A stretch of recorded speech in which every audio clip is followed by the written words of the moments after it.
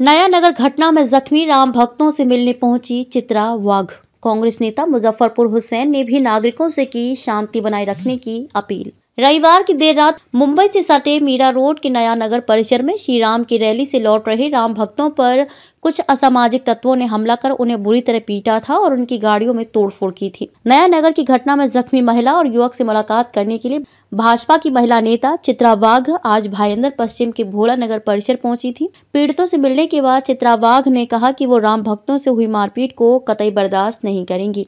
नया नगर परिसर में हुई बीती रात की घटना के बाद मीरा भाईंदर वसई विरार पुलिस आयुक्तालय की टीम ने परिसर में शांति व्यवस्था बनाए रखने के लिए भारी पुलिस बल की तैनाती की। उसके बाद नागरिकों से आह्वान कर रही हैं कि वो अफवाहों पर ध्यान न दें। नया नगर परिसर में घटी घटना के बाद पुलिस द्वारा की गई धरपकड़ के बाद पकड़े गए लोगों के घर वालों ने नया नगर पुलिस स्टेशन का घेराव कर पुलिस पर एक तरफा कार्रवाई करने का आरोप लगाया। नया नगर के रहने वाले लोगों के जमाव को शांत करते हुए कांग्रेस के दिग्गज नेता मुजफ्फर हुसैन ने सभी से शांति बनाए रखने की अपील करते हुए कहा कि पुलिस को उनका काम करने दें। पुलिस दोषियों के खिलाफ कार्रवाई करेगी, किसी भी निर्दोष को सताया नहीं जाएगा। मुंबई से पुलिस महानगर के लिए नीरज सिंह की रिपोर्ट।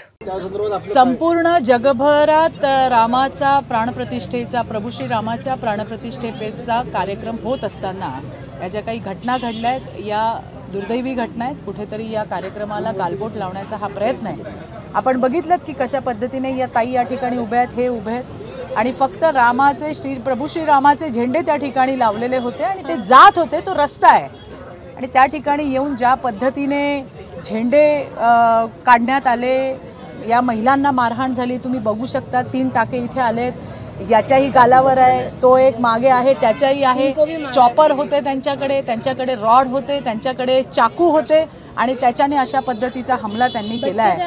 मला त्यांची मुलं सुद्धा त्या ठिकाणी होती। मला एवढंच सांगायचंय की अशा पद्धतीने त्यांना असं वाटत असेल की ज्या प्रभू श्री रामाचे झेंडे उखडून त्यांनी पराक्रम गाजवला त्या झेंड्याच्या काठ्यांनी यांना चोपटवायला आम्हाला वेळ लागणार नाही, परंतु कायदा हातात घ्यायचा नाहीये, परिस्थिती चिघळवायची नाहीये आणि त्यामुळे आम्ही शांत आहोत आणि ज्या पद्धतीने हे कृत्य त्या ठिकाणी केलंय त्या संदर्भामध्ये आम्ही आता नरेंद्रजी मेहता माझ्यासोबत आहेत, माझ्यासोबत संजीवजी नाईक आहेत, आमचे जिल्ह्याचे अध्यक्ष किशोरजी आहेत, इथल्या जिल्ह्याचे अध्यक्ष आहेत, आमच्या महिलांचे अध्यक्ष आहेत आणि आता आम्ही सगळेजण कमिशनर साहेबांकडे जाणार आहोत आणि याच्यावरती काय कारवाई केली आहे याच्या संदर्भामध्ये त्या ठिकाणी आम्ही विचारणार आहोत। मला एवढंच या ठिकाणी सांगायचं आहे की अशा पद्धतीने अराजकता माजवणाऱ्यांना पाठीशी घातलं जाणार नाही, त्यांना त्याची किंमत मोजावी लागेल। आज ज्या पद्धतीने या महिलांवरती आणि पुरुषांवरती हल्ला झालाय आम्ही कदापि हे सहन करून घेणार नाही।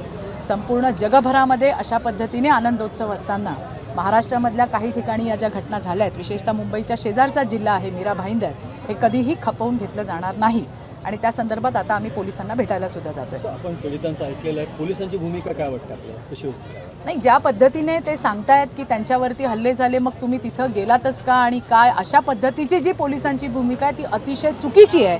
कोणीही कुठेही जाऊ शकतं, रामाचं नाव घ्यायला कुणाच्या परमिशनची गरज नाही आणि महाराष्ट्रामध्ये तर नाहीच नाही आणि म्हणून ज्यांनी हे रामाचे झेंडे उकडून फेकण्यामध्ये पराक्रम गाजवला असं त्यांना वाटत असेल, मी पुन्हा सांगते त्याच काठ्यांनी यांना चोपायला आम्हाला वेळ लागणार नाही, परंतु कायदा हातात घ्यायचा नाही आणि परिस्थिती चिघळवायची नाही, म्हणून आम्ही शांत बसलेलो आहोत। या संदर्भामध्ये पोलिसांना आम्ही जाब विचारू की या अशा घटनेनंतर एका महिलेवरती, मुलांवरती, त्यांची लहान मुलं सुद्धा सोबत होती, ज्या पद्धतीने अराजकता या ठिकाणी विशेषतः नयानगरच्या भागामध्ये होते, हे नक्की काय आहे? नयानगर महाराष्ट्रात येतंय का कुठून दुसऱ्या देशामध्ये जातंय? अशा पद्धतीची प्रश्न इथल्या लोकांनी आम्हाला विचारले आणि ते आता आम्ही कमिशनरना जाऊन विचारणार आहोत।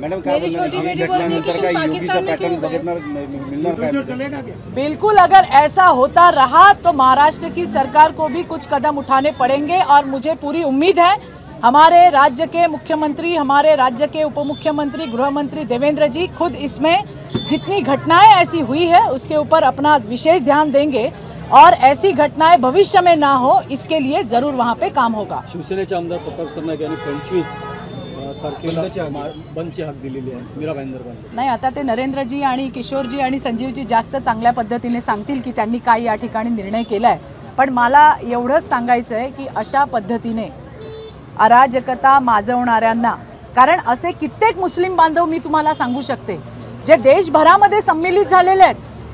श्री प्रभू श्रीरामाच्या प्राणप्रतिष्ठापनेमध्ये असे कित्येक मुस्लिम बंधू आणि भगिनी आहेत.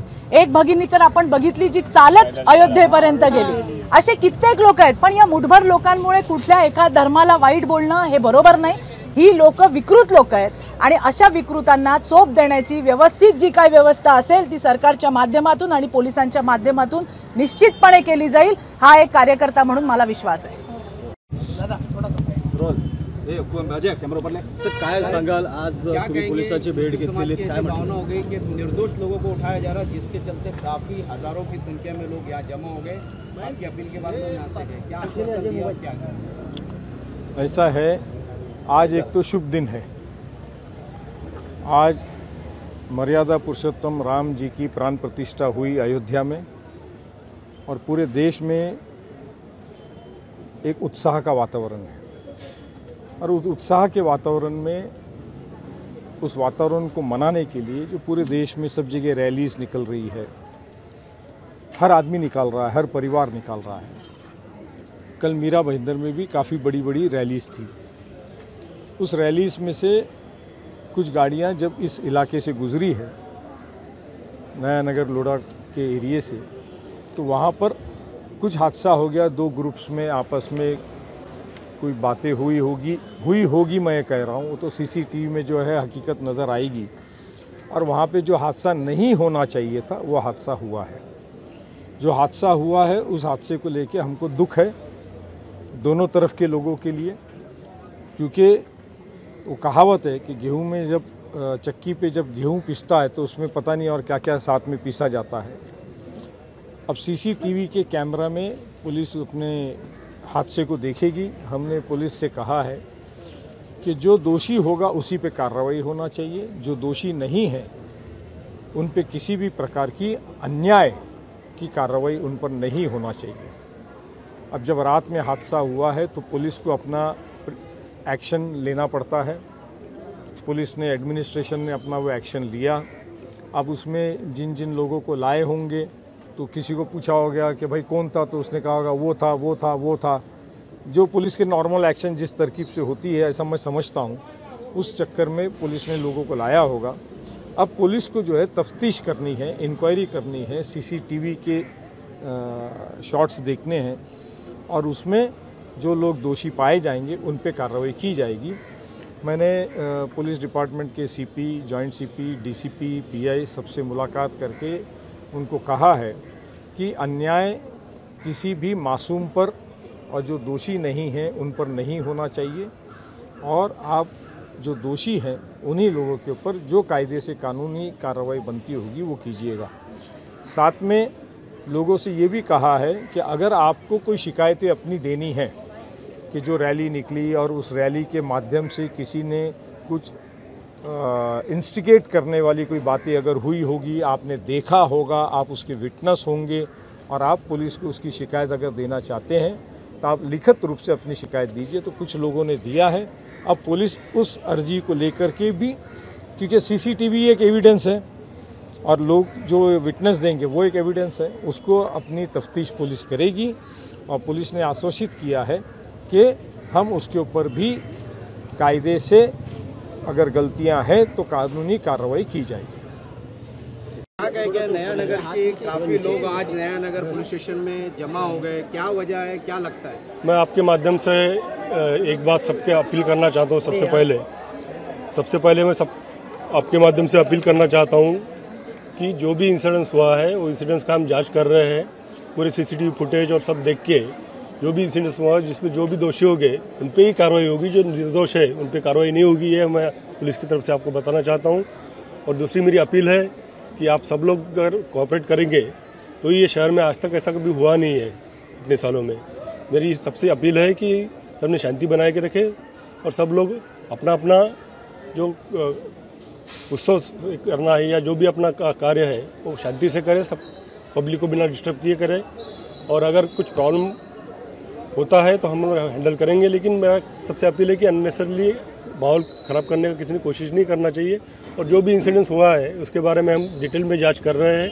उसमें जो भी दोषी होगा, ओनली दोषी होगा, उस पर ही कार्रवाई होगी, निर्दोष पे कोई कार्रवाई नहीं होगी, यही मैं आपको बोलना चाहता हूँ। डिप्लॉय किया गया अभी तक कितना मैन पावर अभी डिप्लॉय किया गया? मैन पावर तो टोटल अभी मेरे पास है नहीं, लेकिन पूरे के पूरे अफसर और हमारे सब लोग रास्ते पे ही है। रात का जो इंसिडेंस है, जो प्राइम ऑफिस जो पता चला है, उससे कुछ लोग रैली में नया नगर में आए थे, उसमें से कुछ अल्टरकेशन हो गया, उससे प्रॉब्लम थोड़ा सा खड़ा हो गया था, लेकिन पुलिस ने टाइमली एक्शन लिया, तो अभी मामला करीबन हमने सेटल कर लिया है। लेकिन फिर भी जो छोटे मोटे मिसक्रिएंट्स रहते हैं वो इधर उधर अननेसेसरी प्रॉब्लम क्रिएट करने का ट्राई करते हैं। तो मेरी आपसे सबसे अपील है, स्पेशली सब मीडिया से मेरी अपील है कि आप लोग भी थोड़ा ख्याल रखिए और शहर का शांति कैसे बना के रखेंगे, इसके लिए सबने कोऑपरेट करना चाहिए। ऐसी मेरी आपसे सर, एक सोशल मीडिया से तनाव बढ़ रहा है, इस तरीके के वीडियो वालों पर कोई कार्रवाई? हम ऑलरेडी हमारे साइबर डिपार्टमेंट जितना हो सके उतने वीडियो जितने भी इससे डिलीट करने का ट्राई कर रहे हैं, लेकिन इतने सारे मोबाइल से हर एक पे कंट्रोल रखना मुश्किल है। फिर भी अगर उसमें कोई इंस्टिगेटिंग वीडियो रहेंगे तो हम IT एक्ट के तहत उनके खिलाफ भी कार्रवाई करेंगे। कितने उपद्रवियों को अपने जो अभी हमारी पूछताछ चल रही है। अभी मैं आपको डिटेल में फिगर नहीं बोल सकता, अभी पूछताछ चल रही है। पहले वेरीफाई करेंगे कि वेदर वो उसमें शामिल है या नहीं है।